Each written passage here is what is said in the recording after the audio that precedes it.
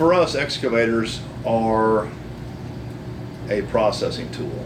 Excavators are the hydraulic mobile carriers of processing tools, whether that's a hydraulic hammer or a concrete pulverizer for processing oversized concrete rubble before it gets introduced into the crusher.